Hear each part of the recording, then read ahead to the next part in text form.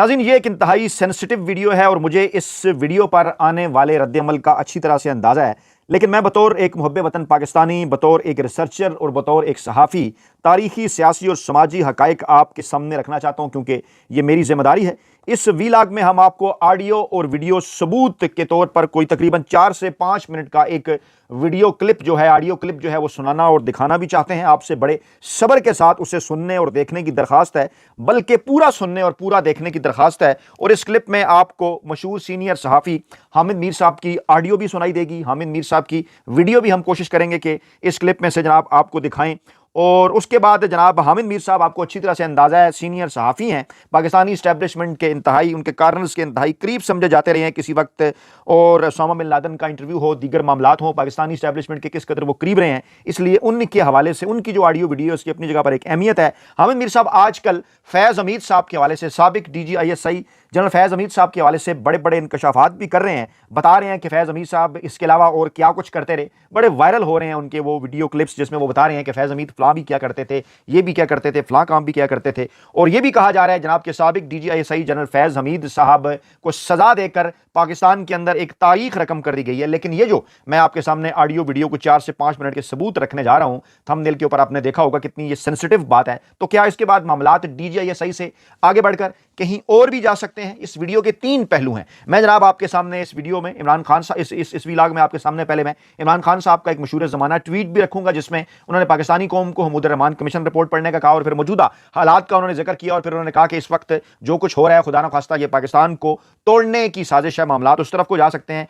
और फिर जनाब इमरान खान साहब के अलावा इसमें मैं आपको जो आज के इस वक्त मौजूदा हालात हैं, क्योंकि आज इमरान खान साहब से मुलाकात का दिन है, एक बार फिर इमरान खान साहब से मुलाकात नहीं करने दी गई और इस वक्त हकाइक क्या है, तारीखी हकाइक किताबों की रोशनी और आज का सूरत हाल है, वो भी आपके सामने रखूंगा। फिर डेफिनेटली हामिद मीर साहब का जो ऑडियो वीडियो जो सबूत है वो तो खैर मैंने आपको दिखाना ही है। लेकिन पहले हम शुरू कर लेते हैं जनाब इमरान खान साहब के उस बयान से, उस ट्वीट से जो मौजूदा तनाजर के अंदर बड़ी अहमियत का हामिल है। फिर हम आपको वो क्लिप भी सुनाते हैं। इमरान खान साहब ने कहा, जनाब 1971 में जब सकूत ढाका का अफसोसनाक सानिया पेश आया। अच्छा, मैं इसका जिक्र इसलिए कर रहा हूं, इस हामिद मीर साहब के इस इंकशाफ का भी, इस ऑडियो वीडियो क्लिप का, इमरान खान साहब के इस ट्वीट का, क्योंकि आज 16 दिसंबर 1971 के साने को 54 बरस जो हैं वो गुजर चुके हैं और हर जो पाकिस्तानी है, मुहब्बे वतन पाकिस्तानी, उसका दिल जो है वो खून के आंसू रो रहा है। आज के दिन जो है वो पाकिस्तान टूटा था, कायद आज़म का पाकिस्तान टूटा था और आज के हालात के साथ इसका एक तनाजुर है और फिर बड़े इंकशाफात हैं, वो जनाब आपके सामने रखेंगे। इमरान खान ने कहा कि तब भी एक डिक्टेटर, 1971 में जब सकूत ढाका का अफसोसनाक सानिया पेश आया, तब भी एक डिक्टेटर यहिया खान मुल्क पर मार्शल लॉ नाफिज करके करता धरता बना हुआ था। अच्छा, आप इसको सारा आप गौर से सुने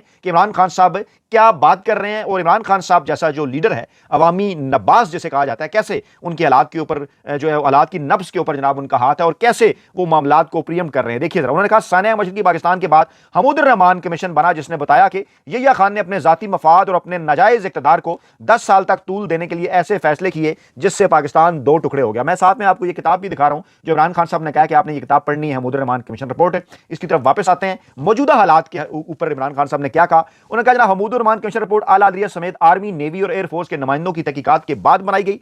इन तहकीकात के दौरान सैकड़ों लोगों के बयान रिकॉर्ड करवाए गए और 4 साल इस सानिया की वजूहात पर तहकीकात की गई। हमीदुर रहमान कमीशन के मुताबिक एक शख्स की हवस और अना ने जुल्म और जबर का वो बाब रकम किया जिसके बाद मुल्क हमेशा के लिए टूट गया। सबसे गलत फैसला शेख मुजीबुर रहमान की मकबूल तरीन जमात अवामी लीग को दबाने का था, जिस पार्टी ने 162 में से 160 नशिस्तें जीती, उसे दीवार से लगा दिया गया और मुजीबुर रहमान को जेल में डालकर मगरबी पाकिस्तान में अपनी नशिस्तें बढ़ाकर दिखाई गई। अब जरा हालात को देखते रहिए, उस वक्त का मकबूल लीडर, मकबूल सियासी जमात क्या हुआ, आज क्या हो रहा है। क्या खुदा ना खास्ता मामलात को उस तरफ ले जाने का कोई मंसूबा है? हामिद मीर साहब क्या कह रहे हैं। अच्छा, आगे कहते हैं, 24 मार्च 1971 को मुजीबुर रहमान के साथ मुज़ाकरात शुरू किए गए, मगर उसी रात बंगालियों के खिलाफ ऑपरेशन लॉन्च कर दिया गया, जिसमें सरकारी इरादोशुमार के मुताबिक 50,000 अफराद का खून बहा, जबकि असल तादाद इससे कहीं ज्यादा है। अवामी लीग ने 162 में से 160 नशिस्तें जीती थी मशरकी पाकिस्तान में, मगरबी पाकिस्तान में भुट्टो साहब की जमात ने 138 में से कोई 80-81 के करीब नशिस्तें जीती थी। अच्छा, आज पाकिस्तान में हालात बना दिए गए हैं 1971 में जो हालात थे। और आगे इमरान खान साहब नाम ले रहे हैं। आसिम मुनीर ने 9 मई का फॉल्स फ्लैग मुल्क की मकबूल तरीन पार्टी तहरीक इंसाफ को कुचलने के लिए करवाया। 2 रातों में तहरीक इंसाफ से मुंसलिक 10,000 से ज्यादा लोगों को गिरफ्तार किया गया। यह कैसे मुमकिन था कि 10,000 लोगों को 2 रातों में बगैर तहकीक गिरफ्तार कर लिया जाए। इसके बाद पार्टी को कुचलने का सिलसिला शुरू हुआ। मुल्क की सबसे बड़ी जमात की तमाम सियासी सरगर्मियों पर पाबंदी लगा दी गई। मुल्क की सबसे बड़ी जमात का कोई भी अगर परचम उठाता उसे उठा लिया जाता। हमारे उम्मीदवारों, उनकी फैमिलीज को अगवा किया गया, हमसे हमारा इंतखाबी निशान तक छीना गया। मगर अवाम ने 8 फरवरी को बाहर निकलकर इस सारे बयानिए को जमीन बोस कर दिया। 8 फरवरी इंकलाब का दिन था जब लोगों ने जुल्म के निजाम के खिलाफ वोट दिए और तहरीक इंसाफ को 2/3 अक्सरियत दिलवाई।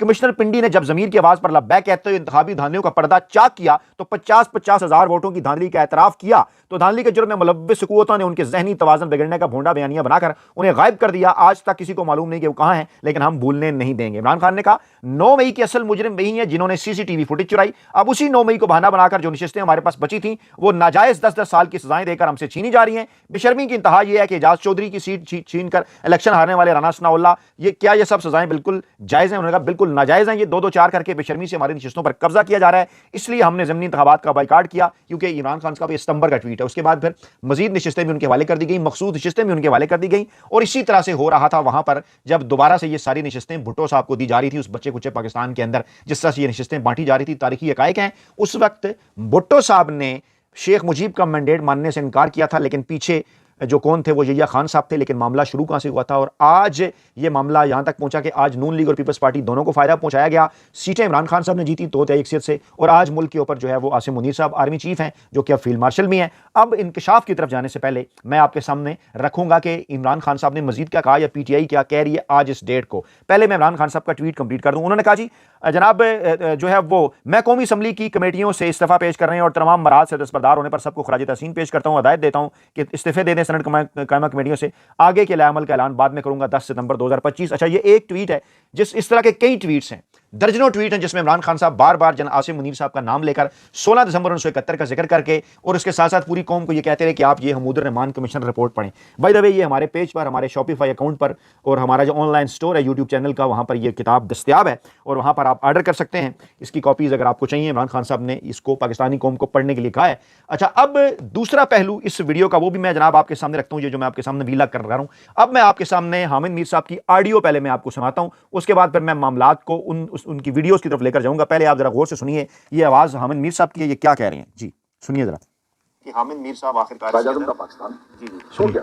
ये देखिए जरा क्या कह रहे हैं, सुनिए। पाकिस्तान जो तोड़ने का मंसूबा है जो 1962 में बनाया गया, ये मंसूबा इंडिया ने नहीं बनाया था, पाकिस्तानी फौज के सरबराह जनरल अयूब खान ने बनाया था। तो पाकिस्तान ये मंसूबा इंडिया ने नहीं बनाया था, पाकिस्तानी फौज के सरबराह general Ayub, field marshal general Ayub साहब ने ये मंसूबा बनाया था। ये हामिद मीर साहब कह रहे हैं कुछ हकाइक के साथ। आगे चलते हैं जी। फौज जो है उसने ढाका में सरेंडर क्यों कर दिया? क्योंकि एक सवाल पैदा होता है कि 1971 में तो पाकिस्तान के पास इतनी बड़ी फौज भी थी और इतनी बड़ी एयरफोर्स भी थी और नेवी भी थी, तो पाकिस्तानी फौज जो है उसने ढाका में सरेंडर क्यों कर दिया? ये जिस तरह हमास वाले जो हैं ये लड़ते गए इसराइल के सामने, उन्होंने हथियार नहीं डाले, पाकिस्तानी फौज भी कर सकती थी, क्यों नहीं किया उसने?